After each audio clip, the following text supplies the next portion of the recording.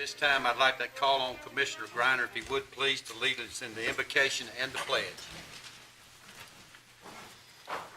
Dear Lord, just thank you for the wonderful day you've given us, Lord, and just all the blessings you've given this county, Lord. Just help us use those blessings and to glorify and honor you, Lord, and just watch over us, protect us, and give us your wisdom to make decisions, Lord, for this county and for our personal lives, Lord. And Lord, we love you very much, and just help us to influence somebody for you each and every day. Amen. I pledge allegiance to the flag of the United States of America and to the republic for which it stands, one nation, under God, indivisible, with liberty and justice for all.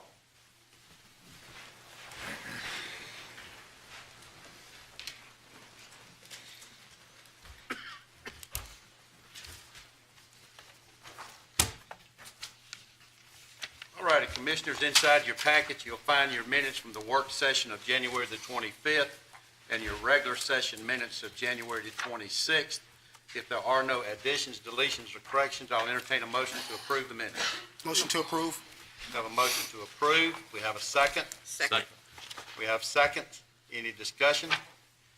Hearing none, we'll call the vote. All in favor signify by aye. Aye. Any opposed, like sign. Hearing none, the motion carries. Okay, we're going to now move into our public hearing portions. Ladies and gentlemen, let me kind of give you the groundwork.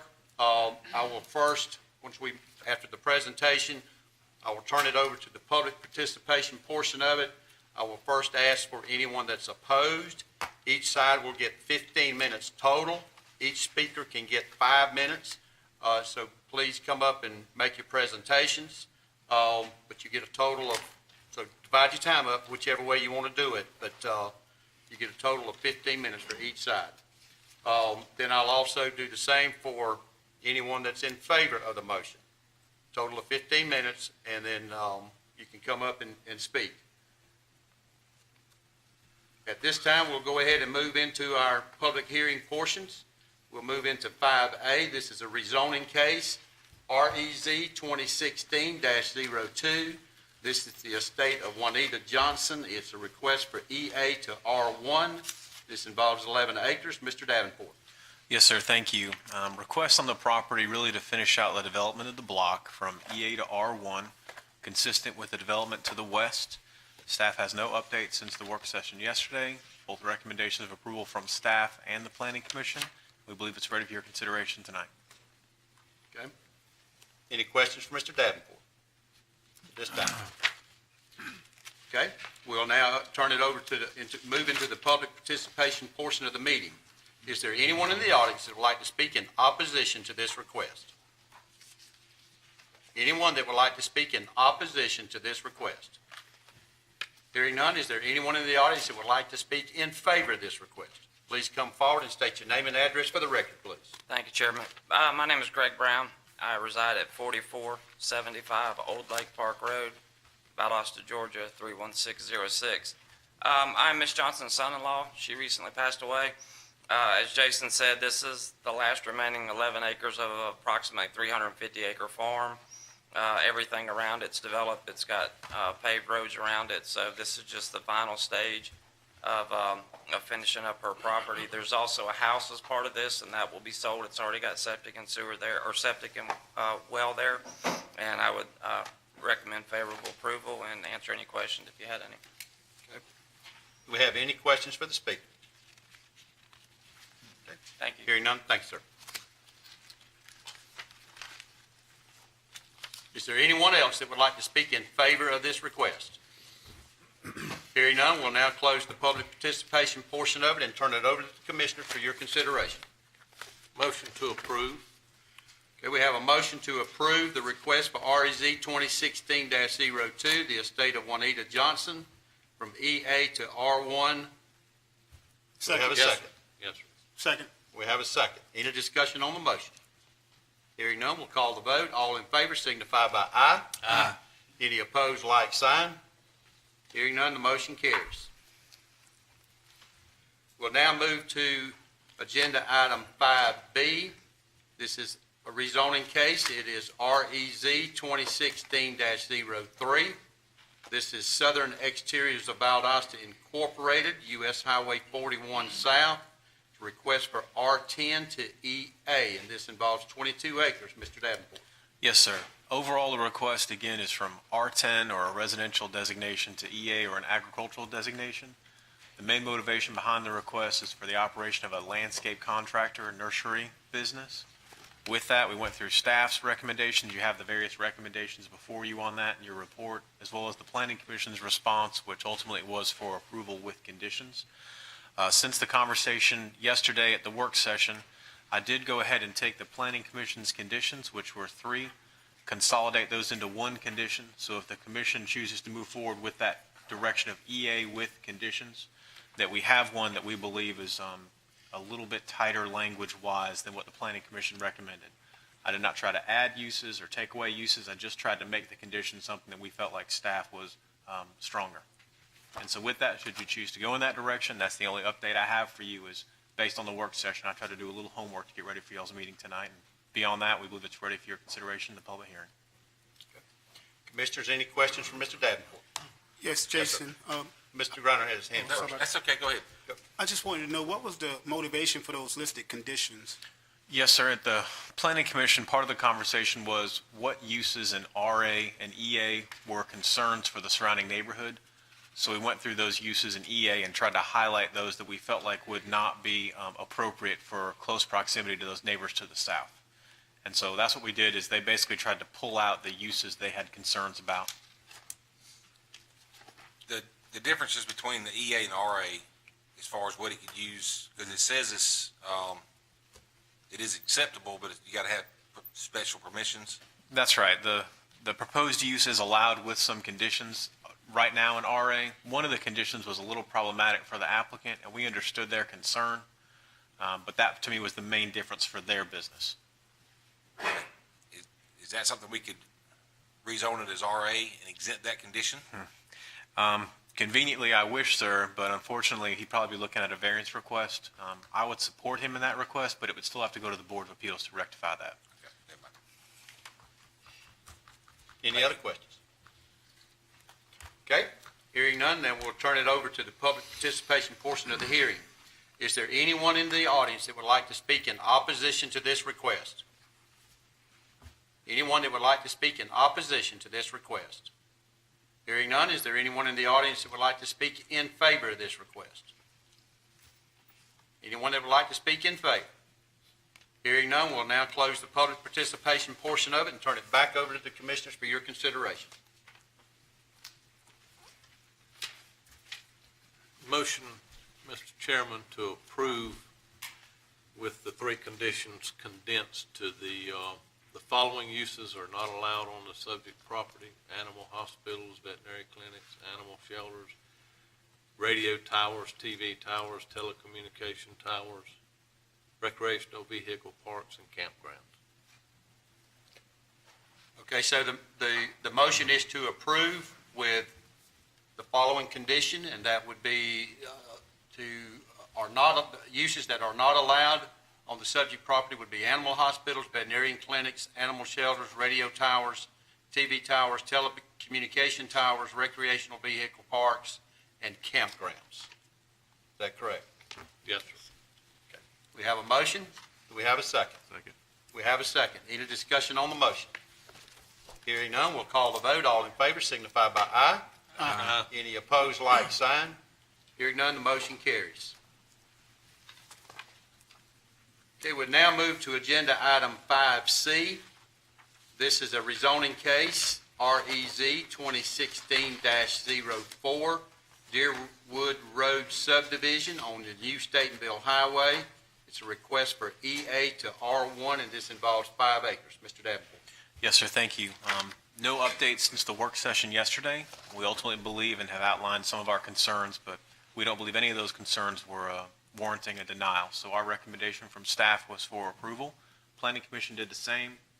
No updates at this time, and we do believe it's ready for your consideration tonight. Any questions for Mr. Davenport? Okay, hearing none, we'll turn it over, move into the public participation portion. Is there anyone in the audience that would like to speak in opposition to this request? Anyone that would like to speak in opposition to this request? Hearing none, is there anyone that would like to speak in favor of this request? Anyone that would like to speak in favor of this request? Hearing none, we'll close the public participation portion of the meeting and turn it over to the commissioner for your consideration. Motion to approve? We have a motion to approve the request. We have a second. Second. We have a second. Any discussion? Hearing none, we'll call the vote. All in favor signify by aye. Aye. Any opposed, like sign. Hearing none, the motion carries. We'll now move to agenda item 5D.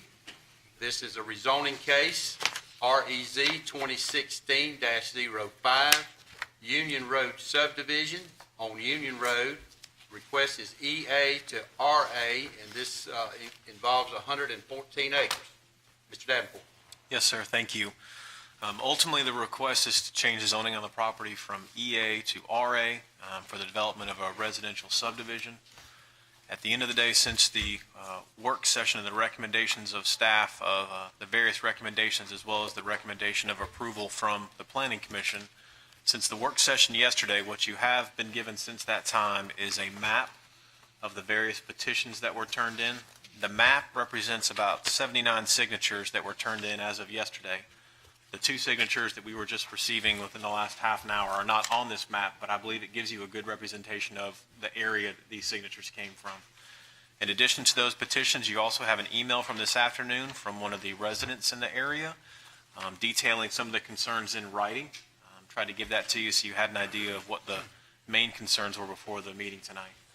I know representatives are here for this case and against this case. At the end of the day, I believe part of the conversation is just about how this area is expected to grow in the future.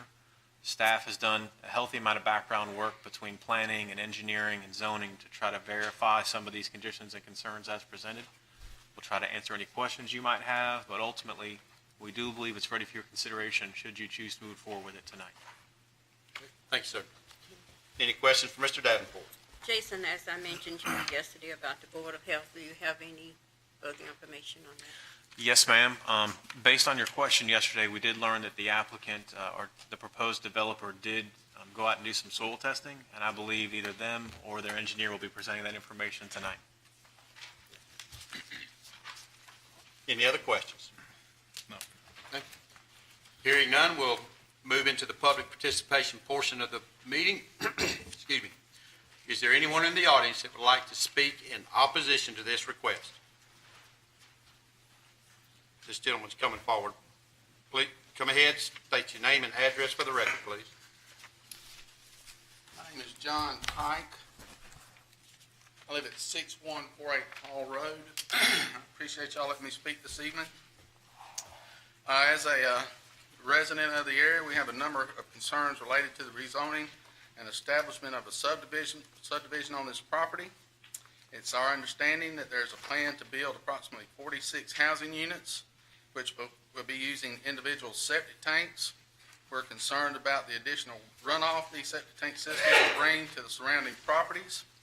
These lands already receive water runoff from the fields, which causes flooding, especially in the wet season. The additional water runoff will have a devastating effect on private properties from Hall Road to Thompson Road. Currently, many surrounding acres of land stay wet year-round. With the additional diversion of water, this land can become classified as wetlands and permanently reduce the amount of usable land for property owners. We believe that perk tests should be required prior to making any decision related to septic tanks on the property. The developer should also be accountable for any contamination to local water supplies. The developer should be responsible for any loss or damage of property due to increased water runoff. The property shall not be rezoned a second time for smaller units and increased housing units if public water and waste become necessary. If this does happen, then the developer and new property owners themselves should be responsible for any related costs such as connection fees or pump stations required and not the county taxpayers. The developer has already stated in the planning committee that he will not pay these expenses. Urban sprawl such as these subdivisions has already been determined to be an expense to the county public services, requiring $1.25 in tax dollars for every $1 acquired in tax revenue from the development. This is an added burden to the already taxed enough county residents. We're also concerned about the additional traffic on Union Road that the subdivision will bring. There have been numerous accidents, including death on the curve located at Hall Road and Franks Creek intersections. Recently, the exit onto US 41 has become a problem with increased traffic flow also. Trucks routinely use this road, avoiding way stations on I-75. There are multiple farms using Union Road to move large agricultural machinery and transporting crops to market. These are not uncommon to rural roads. It has also become a popular route for groups and families running and bicycling. We believe that the additional traffic will increasingly become a safety issue for residents and others who take advantage of this route. It was stated in the Planning Committee hearing that there would be no personal recreation vehicles allowed in the subdivision. We also have concerns about the nearby dirt roads becoming playgrounds for such vehicles. There are many families that include small children along these roads, and we believe this is another safety issue. Private property also is a great concern. We believe we have had multiple instances of illegal dumping in the past, and we believe that the increase in population would bring more of this, along with other things such as trespassing and vandalism. Most property owners or workers spend a lot of time in the adjacent woods caring for livestock, farming, hunting, and other recreational purposes. Trespassing or illegal hunting could result in accidents and be very dangerous. This is another serious safety issue. If this rezoning were approved, we would seek to require the developer to provide an 8-foot privacy fence to prevent intrusion onto neighboring properties. The county will also recognize that any lawsuits brought against current property owners, that they would be also named liable due to prior notice of concerns expressed or implied in this letter. As local residents, we had the right to oppose this development by expressing our concerns, and it will be part of the legal record that we've done so. We hold these persons accountable for the things mentioned and any other problems that might arise from this development. Any questions for the speaker? Okay. Thank you, sir. now. Please take your display with you. I believe somebody else wanted to use it, but They can bring it up with them when they come. okay.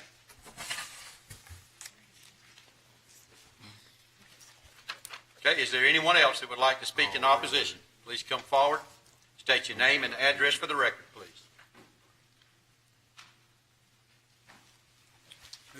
Good evening. My name is Ricky Brunston. I live at 5884 Union Road, Hayhire, Georgia, 31632 is the zip code.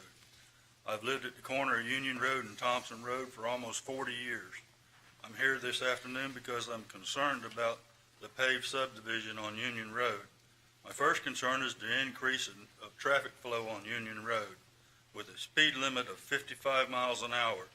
Union Road runs from US Highway 122 at exit 29, I-75 to US Highway 41 North, just past Krug's asphalt plant. It has 5 curves and 5-mile course. Many accidents have occurred on these curves. 4 people have lost their lives at the railroad crossing on Union Road. One small child lost her life at the Franks Creek and Union Road intersection. There are 4 subdivisions, 1 larger apartment complex at the north end of Union Road. Many of these people use Union Road as a cut-through road to US Highway 41 North to get to work on the north end of Valdosta. 5 curves in a 5-mile stretch with a speed limit of 55 miles an hour. It's hard to believe you could get to 55 before you have to slow down for a curve, but they do. All the residents that live on the east side of the road have to cross Union Road to get to your mailboxes. There's been a huge traffic increase in the last 10 years, but in the last 5 years, you've been seeing a lot of bicycle riders on Union Road in increased numbers. They park their vehicles on the 2 ramps on the north side of Union Road right at the Scruggs Company. They travel Union Roads, sometimes over Franks Creek overpass, sometimes all the way to Hayhire. I've seen them with lights and reflective gear riding before daylight in the mornings and after dark. I feel something tragic is going to happen. It has in the past, and it may happen in the future. We probably can't stop it. But if we do everything in our power to try to reduce the risk, and it does happen anyway, maybe we can live with ourselves a little easier. 40 more houses, a possible 80 more cars going up and down Union Road twice a day, 5 sharp curves, a speed limit of 55 miles an hour. Please, let's lower the speed limit on Union Road. Let's slow the traffic down and try to save some lives. My second concern is the water runoff from the subdivision into the north end of Tyler's Pond. This 114-acre tract of land lies in a larger block of land between Hall Road on the north, Thompson Road on the south, Union Road on the west, and U.S. Highway 41 on the east. In the lower part of this block lies Tyler's Pond. All these lands and 3 private ponds drain into Tyler's Pond. Tyler's Pond is a 40 or 50-acre shallow peat moss bottom pond. It drains over a small spillway and under Thompson Road at the south end. After crossing the Nobles property, it flows across the eastern border of my property. I call it Tyler's Creek. It floods about an acre in the creek itself and causes another 2 acres to be very wet. It flows south under Union Road to the end of Tillman Crossing Road, where it goes under 75 into Franks Creek. The spillway of the pond has been washed around and has been for years. Beavers have repaired it. They work for free and they don't need any permits. The pond is about at its runoff level at the spillway. Under heavy rains, water flows over the beaver dam and over the spillway and around it. When it does, my property gets flooded, but I'm okay with that. It has been that way, and I've learned to live with it, but I don't need it to get any worse. I'm concerned that when you place 40 houses and paved roads with ditches that send more water into Tyler's Pond, that the flooding of my property will be worse. Every time you build a house or put in a new road, you take a little away from the watershed. This all adds up a little at a time. You send water downstream through creeks and rivers. These are natural waterways, but they can only handle so much. They become flooded. You must manage the water runoff better, slow it down, maybe a retention pond. Some better way may be nature's way through watersheds. Please don't make it any worse than it already is. Thank you. Thank you, sir. Okay, is there anyone else that would like to speak in opposition? Please come forward and state your name and address for the record, please. Good evening. My name is Ed Woodruff. I live at 5877 Thompson Road, Ahara, Georgia, 31632. My concerns are quite the same as Mr. Brunsted's. I live adjacent to where that water comes across Thompson Road. We have had problems with that in the past. We've had the water also run over the road and kind of wash the road out there. I had showed some of you pictures the other day when we had that good rain on a Friday, where those pipes were completely full. If we had another inch of rain, it would have been over the road. So my problems are basically concur with what Ricky says.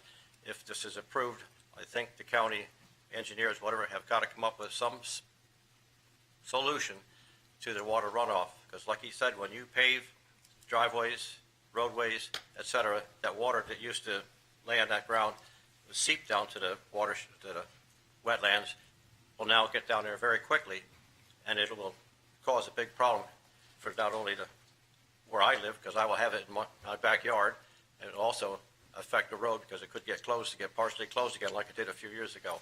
That's my primary concern with it. I thank you. Any questions?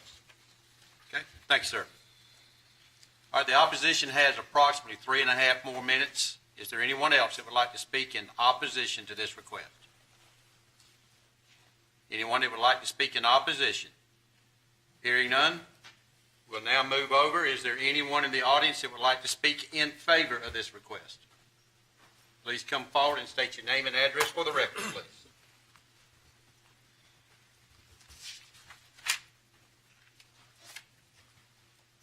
name is Jack Langdale, 701 North Patterson. I'm here on behalf of the petitioners, and thank you for entertaining our request this afternoon. We want to explain we're excited to request the first, as I understand it, conservation subdivision in Lowndes County. We are requesting the property to be rezoned so we can keep 40% in reserved for wildlife and walking trails in perpetuity. We intend to record an instrument on the deed records that will preserve the property, and the homeowners association will be in charge of strictly enforcing all rules that are set up to keep it in conservation. There will be no hunting on the property. There will be no disposal of garbage and no development on the conservation portion of the property. The subdivision will be developed with restrictive covenants, and houses will be constructed with an architectural review committee. The houses, most houses will be around 2,000 square feet and sell in the price range of around $250,000 to $260,000. If you need an idea of the style and size of the houses, they will be a lot like the last phase of Grove Point or the garden section of Kinderloo. We think it's going to be a nice subdivision. While working through the process, we contacted representatives of all of the neighboring property owners, and the majority were in favor of the development. There are some that are not in favor of it, and we have spoken with them, and I know Commissioner Ornstein has spoken with many of them, and we also reviewed the petition that was submitted. I want to touch on a few things. The northern property owners were concerned about how close the development would be and protecting the property line and the encroachment. And as a result of that meeting and some of the conversations with Commissioner Ornstein, we've gone back and met with the engineers, and the developers have agreed to incorporate a 5-foot undisturbed buffer along the northern property line to keep the trees in place and maintain a little separation there from the neighbors to the north. We didn't get any objection from the neighbors to the south or to the east. I want to comment on a few things on the petition that I think were maybe a little misleading.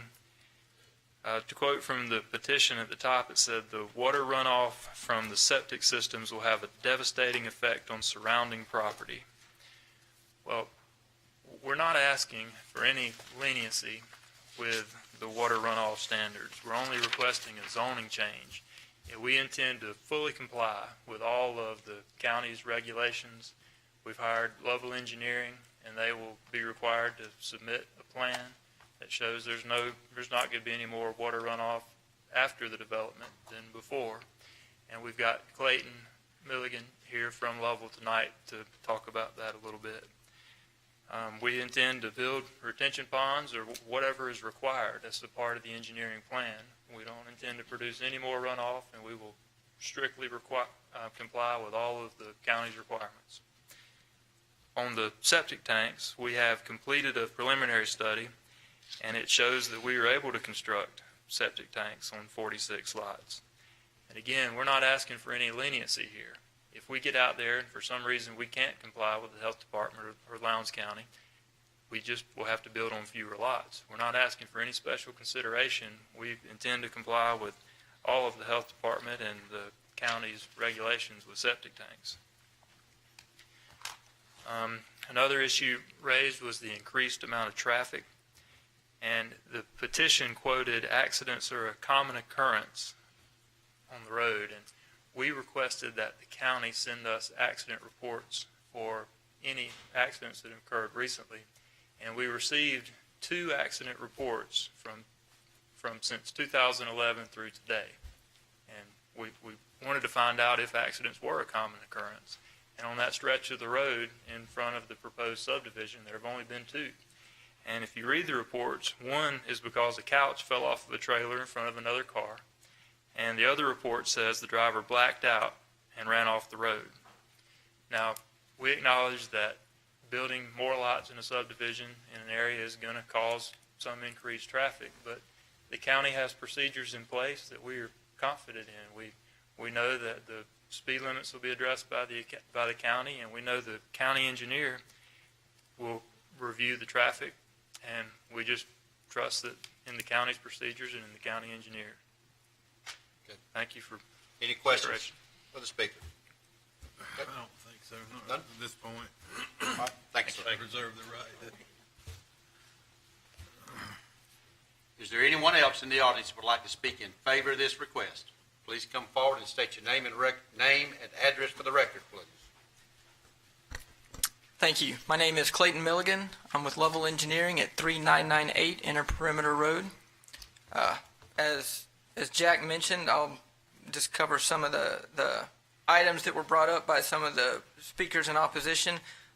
They are correct. When you do build a subdivision, you do increase the impervious area, which does increase the runoff. The county's land development regulations require us to design detention ponds to attenuate that additional runoff. So we, as Jack stated, will be fully complying with the county and state regulations that require us to make sure that there's no more water running off our site after we're done developing as there was before we started developing. Jack also had mentioned the traffic. One of the other, in addition to what he talked about, site distance, there is a curve right at our site. We will be required to meet the Georgia Department of Transportation site distance requirements for a driveway. So when we submit construction drawings, the county engineer will be reviewing all of our construction plans to ensure that we are in compliance with the Georgia DOT driveway regulations. Septic systems. And we have acquired some additional soils information out there on the site.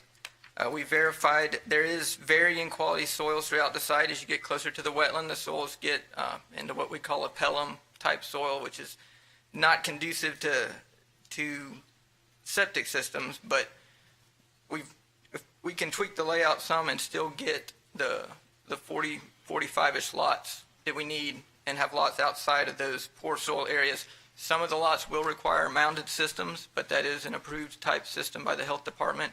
But as Jack stated, every lot will be required to be approved by the health department before construction is allowed. And if a lot does not meet the PERC requirements, then we can't build on that lot. And the county is not obligated to bring sewer to that lot. That's just an unbuildable lot that the developer's not going to be able to put a house on. And so each lot's going to be reviewed by the health department on a lot-by-lot basis to be approved. The zoning approval does not guarantee that septic's going to be approved on the lots. And then also, I think one of the concerns that was brought up as far as contaminating local or adjacent private wells, there are state regulations also in place that require a septic system to be a certain distance from those private wells, even on adjacent lots that are off our site. Once again, when our plans are submitted, that gets reviewed, and the health department they regulate where we can put a septic system. And they take into account where adjacent private wells are, so that we do not encroach into those well areas, and we do not affect the water quality of adjacent users. Does anybody have any other questions that I might be able to address? Do we have any questions for this speaker? Yes, sir. Clayton, just for the record, the PERC test that y'all have done now, you've just spot checked several locations based on the amount of water they're holding at the moment. I mean, you've just kind of gone through there and spot checked. Correct. There's three different level soils analysis we do for septic systems. There's a level 1, and that's what we've done is a level 1, where we go into spot check several areas on site just to kind of get an idea of what kind of soils we're dealing with. Once we have a lot layout that's tied down, you jump to a level 4 in that case, and you'd have to bore 4 holes on each lot, and then the health department reviews each lot, looks at the results of each of those 4 bores, and determines where a septic system can be located on those lots. There's also the third one, it's a level 3 that's kind of an intermediate, but you have to go to a level 4 before it's approved. So you'll create a layout the next step would be to create a layout and then to go actually test each lot and to verify which ones do perk and are suitable. But at this point, what I'm getting to is, at this point, do you know if these septic systems will be in the front yard or the rear yard? And it's maybe a question for the developer or his representative, but I'm trying to get an understanding of, do we expect these to be in the front or the rear yard? It will vary on some of the lots, but the lot layout we're still playing with. Obviously, we would like more of them to be in the back if we can, but we're still moving stuff around based on the new information we got yesterday. Okay. And then just for clarification, you mentioned the LDR and the requirements that y'all have to abide by related to runoff, because again, I don't want to beat a dead horse, as they say, but that's what's been talked about the most. Those are the most phone calls that I've had related to water runoff. There is no risk that we will be shedding water onto other people's property due to this development, right? That is correct. The county goes by the Georgia Blue Book, which is the Georgia state standards for stormwater regulation. So we'll be meeting all the standards in the Georgia Blue Book that the county's approved. My question was along the same, similar. I noticed this petition is signed by 70-plus folks, and it's mainly two issues on the petition that the 70-some folks, individuals signed about, and that's pertaining to the traffic, which you're going to possibly address or naturally comes. But ultimately, you're saying when y'all finish with this project, you won't have to worry about the additional waters affecting the surrounding properties. Correct. The way the regs read, we have to match for the 25-year storm event. We designed to the 25-year storm event, so we can't have any more runoff than was running off before on the 25-year storm event. We also have to analyze the 50 and the 100-year storm event to make sure we are not negatively impacting any downstream structures till it's to a point downstream. It's called the 10% point, but we have to analyze downstream from our site to a point where we're only 10% of the basin draining to that point. So the thought process behind that is once you get to that point, your basin, your improvements don't really impact beyond that point. So we will have to submit a detailed hydrology study to the county engineer for him to review and make sure that we're complying with all of those regulations. Okay, thanks. Any other questions? Okay, thank you, sir.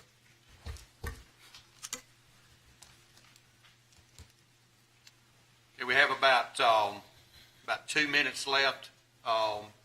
Is there anyone else that would like to speak in favor of this request? Anyone else that would like to speak in favor of this request? Hearing none, we'll now close the public participation portion of the meeting. Turn it back over to the commissioners for your consideration. Chairman, one of the things that came up and was mentioned earlier, I'd like to ask Jason's for his input on. Once this is deemed and once this conservation determination is made, what's the requirements going forward as far as, can that be changed? Can you talk a little bit about that? Sure.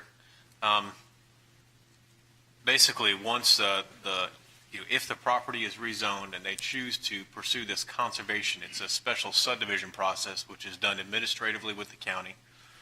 The requirements state that once you divide this property, the only way that you're able to obtain that exemption in lot size is for you to record a permanent instrument of protection for the rest of that property.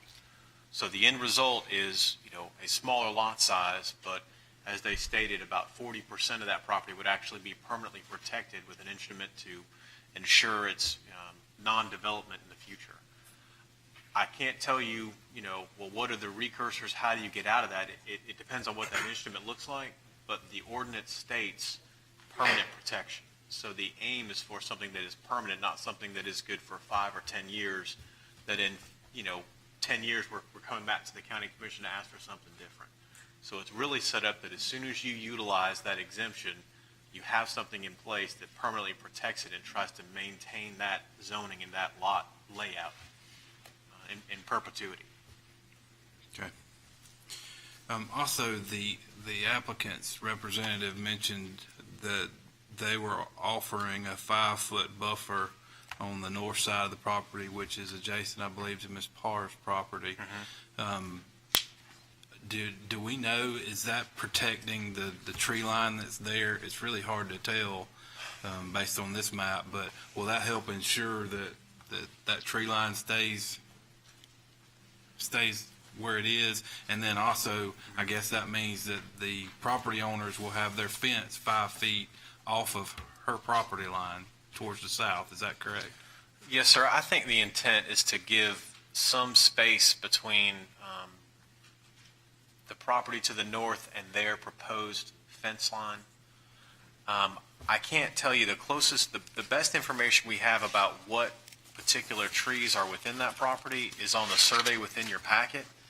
And even that, because 5 feet is such a small distance when you're looking at 114 acres, until we got a detailed survey from the engineer that showed which of those trees were actually on the property and which were off, it looks like the majority of that tree lane is actually on the northern property owner's side. So to me, the main purpose for offering that consideration is just to give a little space between the fences and a little space between the neighbors to kind of push it back further to the south. But I can't verify, it doesn't look heavily forested on that property. To me, it's more of a space consideration, more so than like a vegetative buffer consideration. Okay. Also, one more point I want to make regarding the north side is that from the research I did, and correct me if I'm wrong, Mr. Langdale, but some of those lots on that side, on the north side, look to be 250, 300 feet in depth from the road to the rear property line. For instance, it's a little fuzzy, but the first, second, and third lot in off of Union, which would most directly affect Ms. Parr.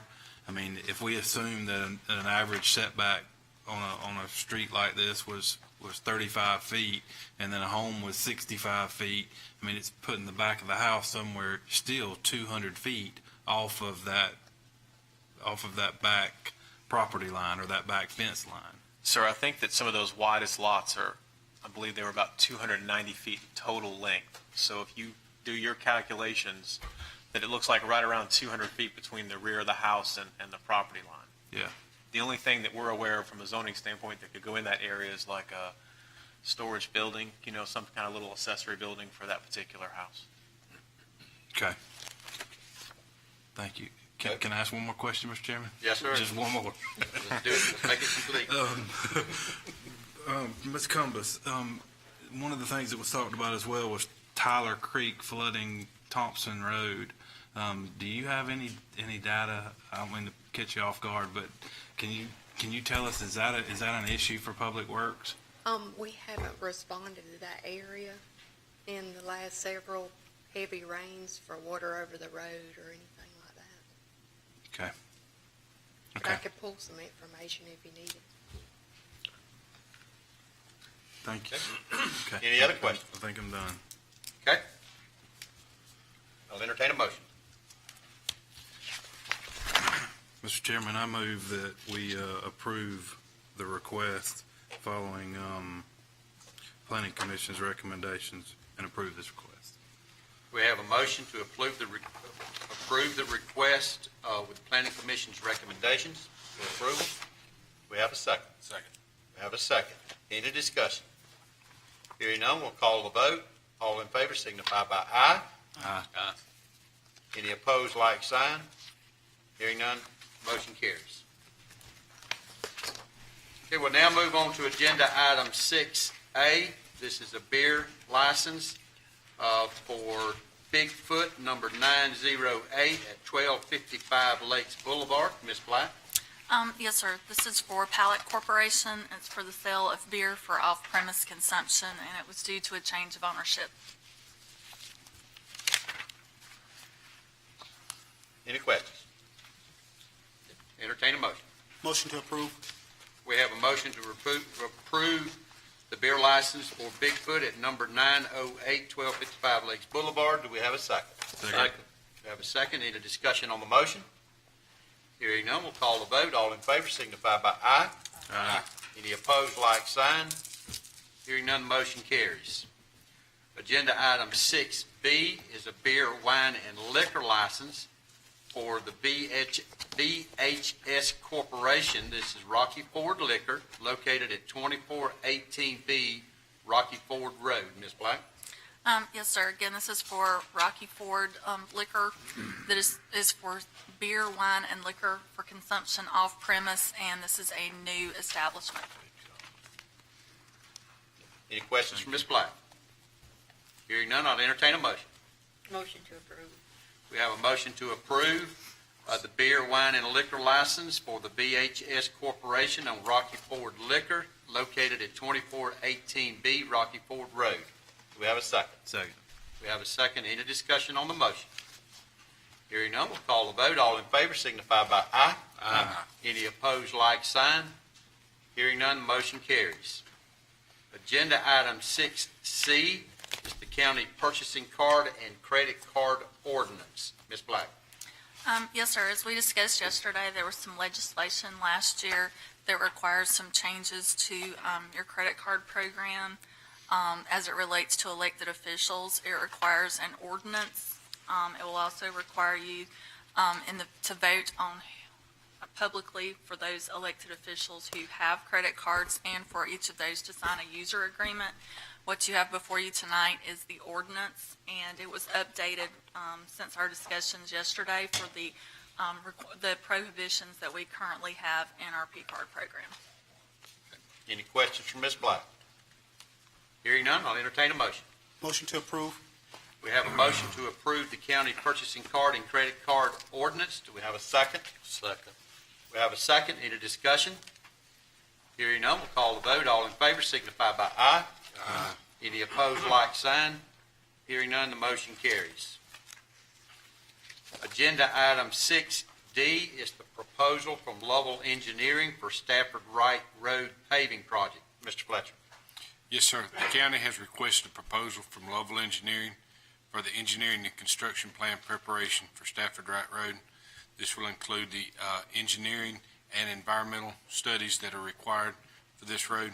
Guest and Lovell previously completed the surveying and right-of-way deed preparation on this road in 2009. And Stafford Wright Road will serve as a connector between Staten Road and Skipper Bridge Road. Any questions for Mr. Fletcher? I just want to thank him. Mr. Chairman, I talked to Ms. Wright. She says she's been waiting a while, and she really thanks and appreciates all the county staff for working with her. I would like to ditto the same comments. Okay. Comments are noted.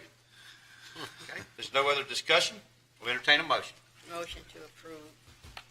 Okay, we have a motion to approve the proposal from Lovell Engineering for the Stafford Wright Road paving project. Do we have a second? Second. We have a second. Any discussion on the motion? Hearing none, we'll call the vote. All in favor signify by aye. Aye. Any opposed, like sign. Hearing none, the motion carries. Agenda item 6E is the 2016 Public Defender Contract Renewal. Mr. Pritchard. Mr. Chairman and Commissioners, as we stated yesterday during the work session, you have before you the contract for renewal for the public defender, as well as the approval of the contract for the Public Defender Council to administer the operating expenses. We have any questions for Mr. Pritchard? Hearing none, I'll entertain a motion. Motion to approve the contract. We have a motion to approve the 2016 Public Defender's Contract. Do we have a second? Second. We have a second. Any discussion on the motion? Hearing none, we'll call the vote. All in favor signify by aye. Aye. Any opposed, like sign. Hearing none, the motion carries.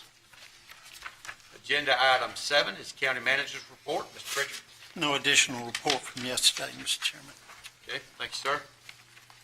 All right, we'll now move into our citizens wishing to be heard portion of the meeting. Our first speaker is Mr. John Quarterman. If you would, please come forward, state your name and address for the record, please.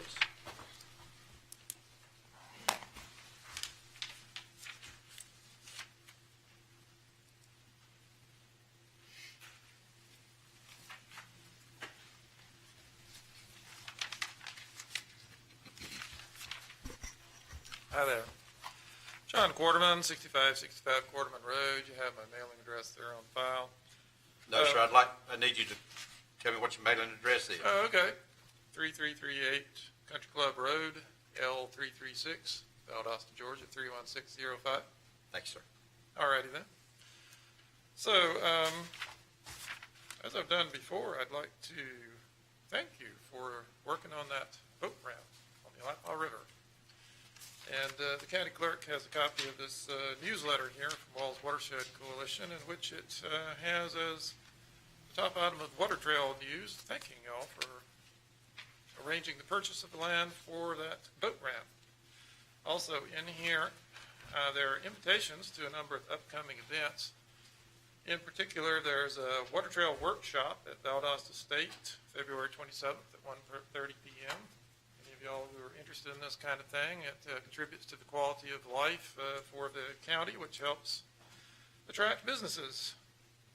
And also on March 20th at 9 a.m., we'll be doing a little paddle from Staten Road Bridge to Langdale Park.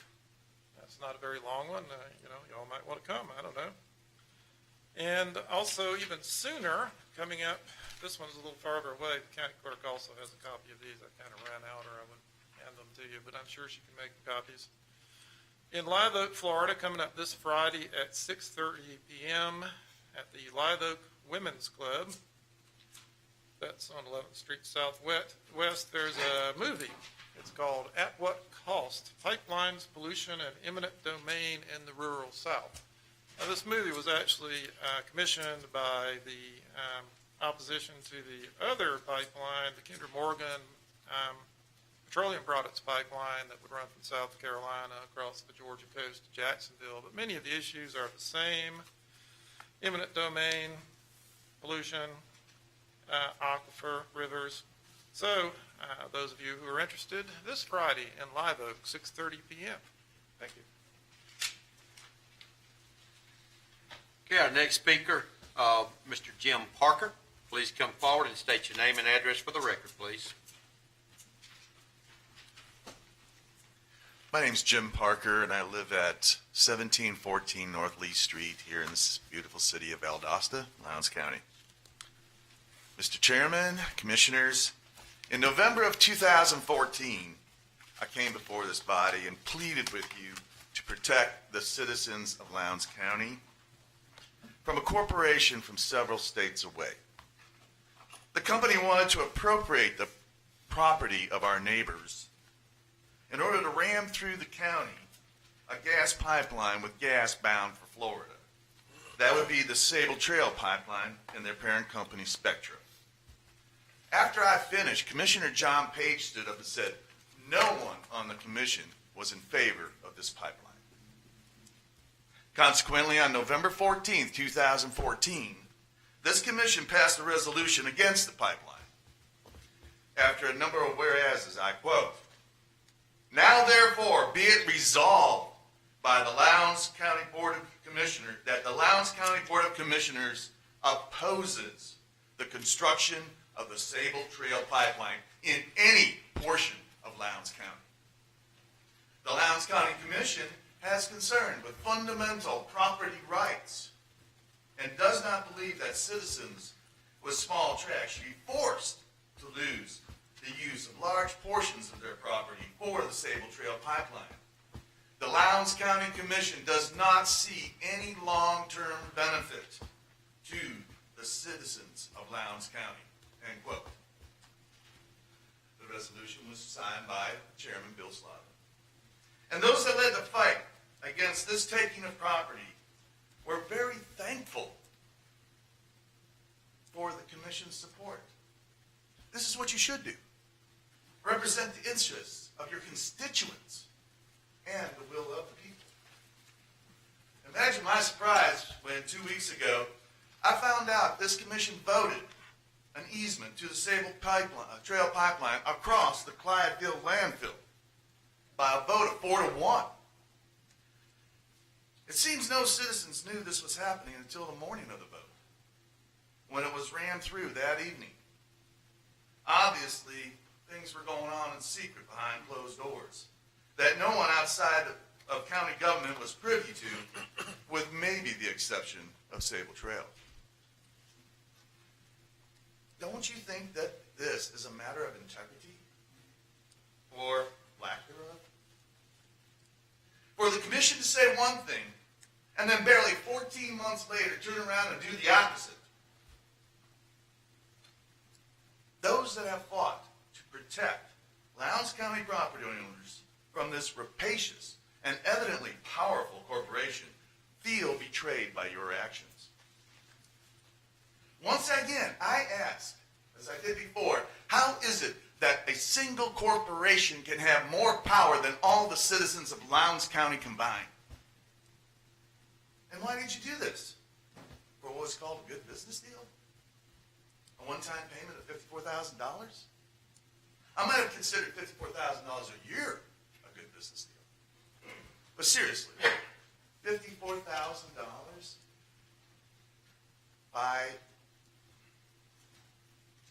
$54,000 to a multi-billion-dollar company like Spectra is merely chump change. But even more important, is that what your word is worth? That's what screams at us through this action. You have betrayed the trust of the citizens of Lowndes County for a mere 54,000 pieces of silver? That's really sad. I'm kind of mad about it. The only way you can redeem yourselves now is to immediately rescind this easement to Sable Trail and return the dirty money. Thank you very much.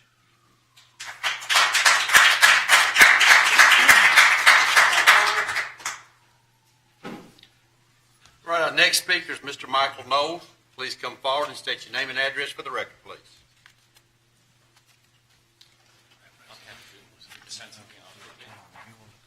I'm already in countdown? No. Good.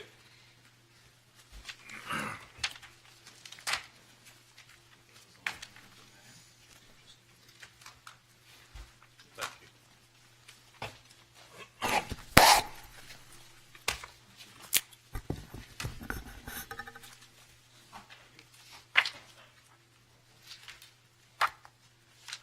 My name is Dr. Michael Knoll. I live with my beautiful family at 2305 Glendale Drive. I'm glad to be here this evening. I haven't seen you in a while. I was a little bit occupied at the VSU the last 1.5 years with other things. And I was certainly hoping that I would not have to come back to basically address the issue I'm addressing to you tonight. Before I basically pick up where my neighbor and friend Jim Parker left off earlier, I want to make sure that everyone understands that this fight over Sable Trail is everything but over. We have been in this situation before, and this goes back to basically June 2009 when we were involved with the beginnings of a plan for a proposed biomass plant. Within 1 year alone, it seemed that everything was going very smoothly. All permits were in hand, and yet with the persistence of citizens in this community and also with the support, and this is very important, of local representatives, ultimately we were able to stop what was once considered a done deal and turn it into a dead deal. So let there be no illusion that we are done with this fight. Interesting thing, though, is to realize what just happened within the last couple of months. And you all remember, at least, I think, Chairman Slaughter, you were at a panel discussion we had about 2 years ago at VSU.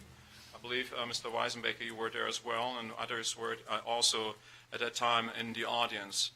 And I think at some point I said that really you, as the representatives of a county, as well as landowners like Larry Rogers, who actually was part of the panel, we should not be opponents. We should be working on this together. Because I had a sense that after a number of years of working with you all, that even if we have sometimes disagreements on certain matters, when it comes to such things as making sure that we are protecting the rights of property of our citizens, to making sure that the natural resources we all cherish, at least we should cherish more, are protected, that we are coming to a place where indeed it is important, as you pointed out, we want to strengthen communication, as well as on February the 5th, and that's just about us, the Daily Times. I thought we were communicating very clearly what we wanted, and you seem to be right on board and supporting us with that. If you want more public interaction, you will only get public interaction from people if they trust you to keep your word. Why would I come here and try to work with you if I have a sense 2 years later, none of what you just said or passed in a resolution seems to have any meaning? You have to look at it from this point of view. The current battle over Lcboc pipeline has some interesting twists from a point of view of a person who has been active in environmentalism, I guess, for many years. You have clearly a project, just like with the biomass plant, which finds widespread opposition from thousands of people literally along a proposed pipeline route. The citizens are concerned about their safety from pipeline hazards, their property rights and property values, and the dangers pipelines pose to groundwater aquifers. Talk to the people in Flint, Michigan, and you will know how important clean drinking water is. Visit the website of the Pipeline and Hazardous Materials Safety Administration. You will find extensive data on pipeline accidents throughout the country. Educate yourself on the Allison Canyon natural gas leak in California, which seems unstoppable since October 2014 and has leaked 80,000 metric tons of natural gas since then, and you know why the state's governor has declared a state of emergency, evacuating hundreds of people. The unexpected turns in this battle are that the EPA, which was opposed to the pipeline, made a 180-degree turn. Likewise, the Lawrence County Commission, which once passed a resolution against the pipeline, now has sold out, from a point of view of citizens, has sold out to a Texas-based energy firm of connections to a Florida governor who plans to profit from natural gas exports to Asia. And these export terminals of liquefied natural gas are popping up all over the place, across the country. Apparently, and this is where I have to repeat what my colleague Jim Parker said earlier, a one-time lump sum of $54,300 is all it took to convince a majority of county commissioners that this is a good deal. How so? My compliments to Commissioner DeMarcus Marshall for standing up for his right to vote against it. I am personally disappointed that you apparently made a decision also at a moment when it wasn't even clear whether or not the right of eminent domain can be exercised. They handed out a document where you have a comparative or comprehensive analysis of what the right of eminent domain means and how we need to protect citizens against the misuse thereof. If you paid attention to what happened in the last just 2 days in terms of the discussion of eminent domain, there was a discussion in the GOP presidential discussions. It even came up this morning in the Valdosta Daily Times from a person I'm not necessarily fond of, Star Parker. I know. Time's up. I know. Thank you. I appreciate your time, and I have to share my disappointment. Thank you.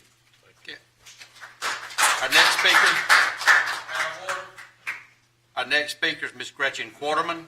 Please come forward and state your name and address for the record, please.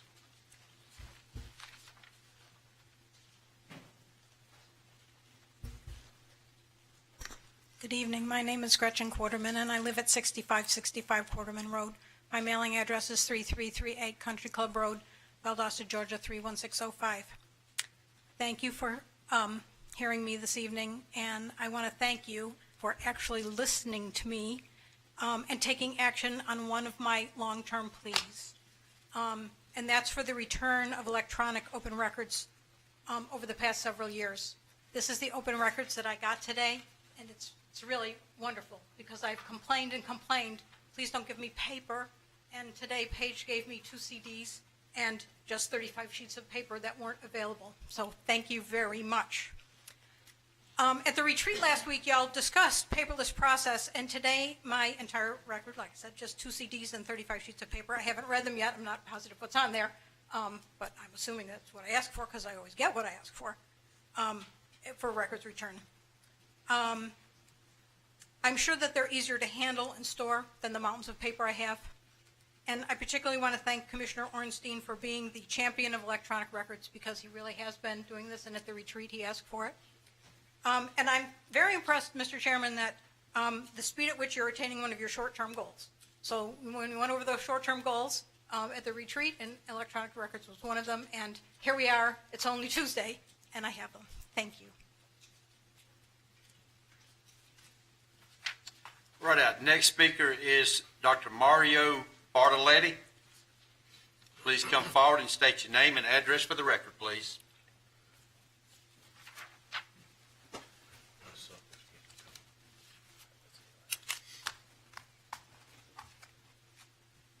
Mario Bartoletti, 3715 North Valdosta Road, Valdosta, Georgia.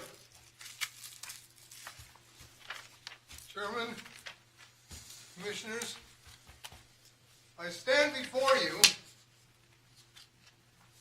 as an 83-year-old senior citizen with a long history of commitment to personal health, supporter of community health, and follower of the biblical admonition that we are stewards of this earth,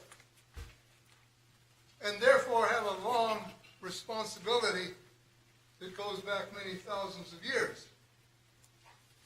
I'm also a member of WACE. I'm here not in anger. These stentorian tones are to be sure that I'm heard.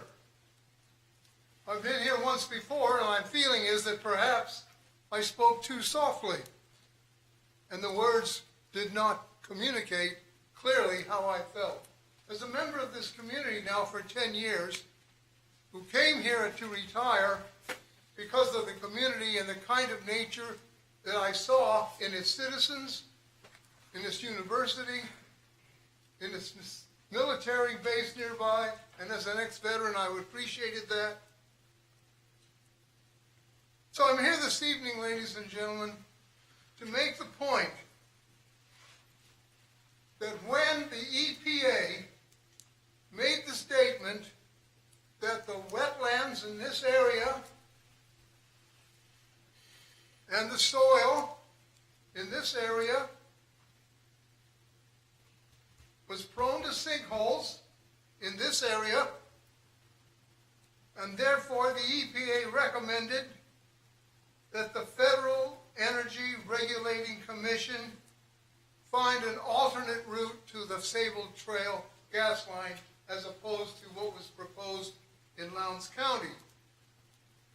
I thought that was an appropriate decision given when you think of all the facts that were presented to the EPA and to the community and as carried in the local press. To have that completely revised and returned around completely is beyond my comprehension. I can't understand, given your earlier support for the earlier EPA, why they turned around, and ladies and gentlemen, why you turned around.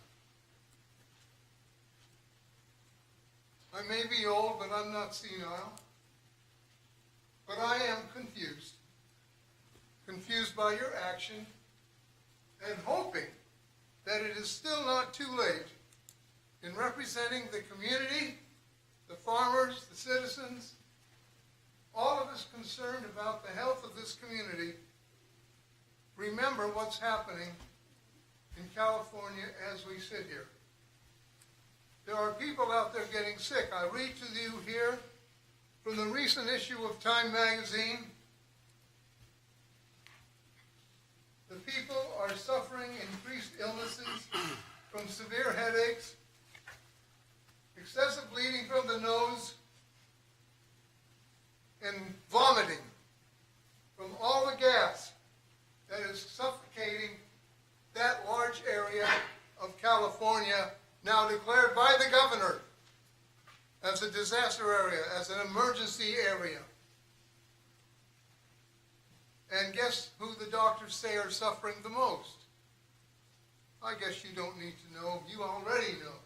Of course, the children. They're the most vulnerable. Except for some of us in the 80s. But right now, as an ex-child psychologist now in retirement, I'm speaking mostly for them, the children. See, my time is nearly up. I deeply appreciate this opportunity to come before you again.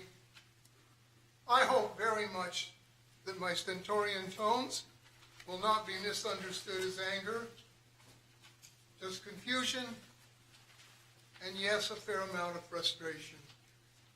Please, please, do what you once did before. Simply follow your initial inferences and your initial decision. Thank you.